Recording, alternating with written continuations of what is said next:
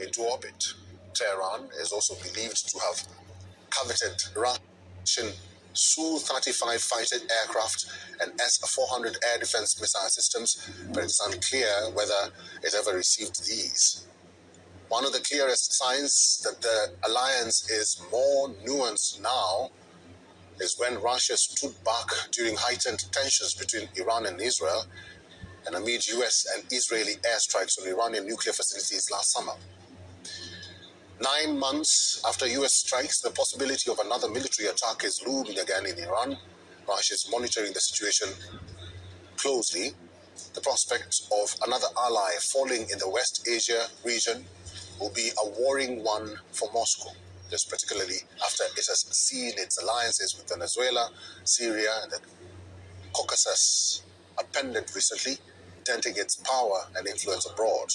White House envoy Steve Witkoff and U.S. President Donald Trump's son-in-law, Jared Kushner, are seeking to travel to Moscow to meet Russian President Putin, though the topic of discussion will be Ukraine war. Putin would like to pass a word to Trump through U.S. President's top aide. While Russia has cautioned the United States over attacking Iran, it has said that the threats of new military strikes on Iran are categorically unacceptable. Moscow has slammed Washington in what it calls a subversive external interference in Tehran's internal politics. The Russian Foreign Ministry says the U.S. must be aware of disastrous consequences for the current situation in the West Asia and global international security. In its statement, Russia says, and I quote, "Those who plan to use externally inspired unrest as a pretext for repeating the aggression against Iran committed in June 2025 must be aware of the disastrous consequences of such actions for the situation in the Middle East and global international security." This is a statement from Russia. Professor Kuznik, thank you for staying with us. And I think Russia has just echoed what you were just saying to us, that a lot could go wrong if United States did decide to move in Iran militarily. But let's move away from that and let's talk about the turning point for Iran. What is the turning point for Iran for you, considering now that Israel is holding a cabinet meeting to discuss what is going on in Iran, and Iran has already condemned the United States and Tel Aviv? Netanyahu came to Mar-a-Lago to meet with Trump at the end of 2025, and he urged Trump to conduct military strikes against Iran. There's a lot of information that Mossad has been actively involved in egging on the demonstrators, but the demonstrators don't seem to need a lot of outside encouragement. Conditions in Iran are the worst economically, and they've been probably since the start of the Islamic Republic in 1979. So the situation is very shaky there. The government is not stable. The demonstrations are continuing, although they might have, according to some intelligence, been somewhat reduced in the last day or two. But there have been a lot of people getting arrested and being killed on both sides in this fighting. So you've got desperate people. You've got a shaky and somewhat desperate government relying on lethal force to suppress the demonstrators. They are also trying to give certain benefits, especially to poorer Iranians. But we have not seen the Bazaris so actively involved before. We haven't seen this number of students, of the technocrats. The middle class is joining with the poorer people in rising up, because they don't know where their food's going to come from. They don't know where they're going to be able to, how they're going to be able to pay the rent. There's a water shortage. It's a very, very unstable situation. I'm not sure what Putin thinks he's going to be able to do to help right now, but the more threats on both sides, the more dangerous the world becomes. All right. We'll have to wait and see, because in so many hours and in so many days, the situation could unfold and could change.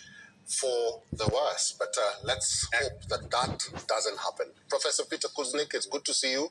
We'll have to end it there. Thank you. Always good to see you.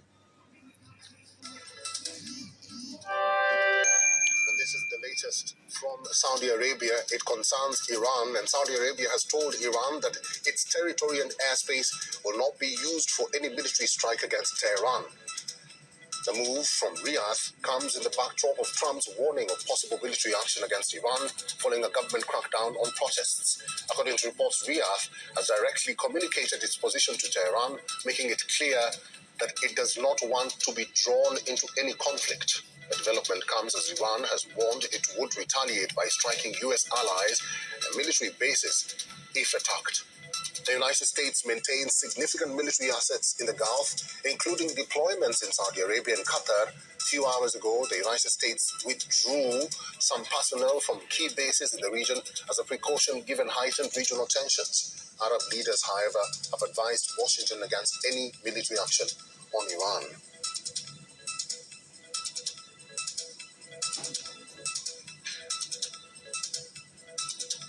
So this is the latest coming in from Saudi Arabia, and Saudi Arabia has denounced America from using its airspace for attacking Iran.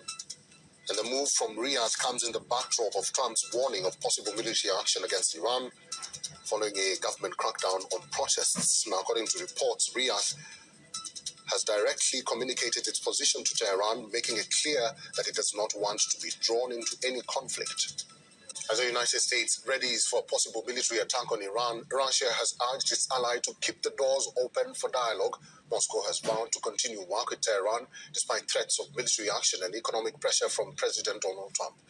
Russia has cautioned the United States against attacking Iran. It says the consequences would be disastrous. It has accused the United States of smashing world around, first with its raid on Venezuela and now with threats to Iran. In a strongly worded message, Russian Foreign Minister Sergei Lavrov stressed that no third party can change the nature of Moscow-Tehran relations. Certainly, when the US starts acting in ways that neglect the very rules Americans themselves promoted, it suggests that our US colleagues appear unreliable when they behave in such a manner. We simply need to work and to implement the agreements achieved between Russia and Iran, as well as all other economical partners. When such a powerful country like US acts by these dirtier methods, it means only one thing: the US competitive position is steadily worsening. A shared anti-Western ideology has been a bonding factor for Russia and Iran. Both nations, heavily sanctioned by the West, challenge the US-led global system, promote multilateralism through BRICS and SCO. The strong ties between Moscow and Tehran emerge from a mutual need. Iran is one of the few international partners that Russia relies on for military hardware help since Ukraine war in 2022. According to the West, Iran supplies Russia with Shahed attack drones and missiles, ammunition, and artillery for use in the war. Iran has reportedly sold nearly $3 billion worth of missiles to Russia in the past 4 years.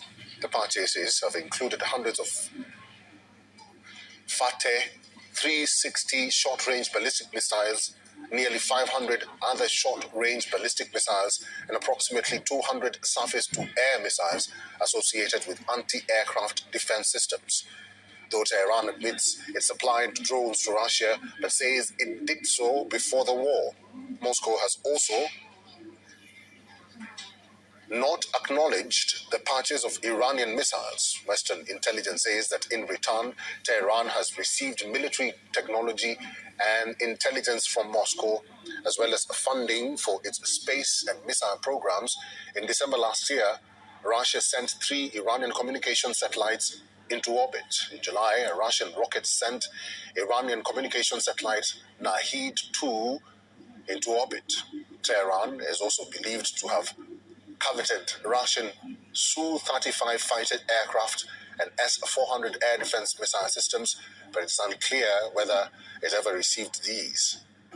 One of the clearest signs that the alliance is more nuanced now is when Russia stood back during heightened tensions between Iran and Israel and amid US and Israeli airstrikes on Iranian nuclear facilities last summer. 9 months after US strikes, the possibility of another military attack is looming again in Iran. Russia is monitoring the situation closely. The prospect of another ally falling in the West Asia region will be a worrying one for Moscow, this particularly after it has seen its alliances with Venezuela, Syria, and the Caucasus appended recently, denting its power and influence abroad. White House envoy Steve Witkoff and U.S. President Donald Trump's son-in-law, Jared Kushner, are seeking to travel to Moscow to meet Russian President Putin. Though the topic of discussion will be Ukraine war, Putin would like to pass a word to Trump through U.S. President's top aide. But Russia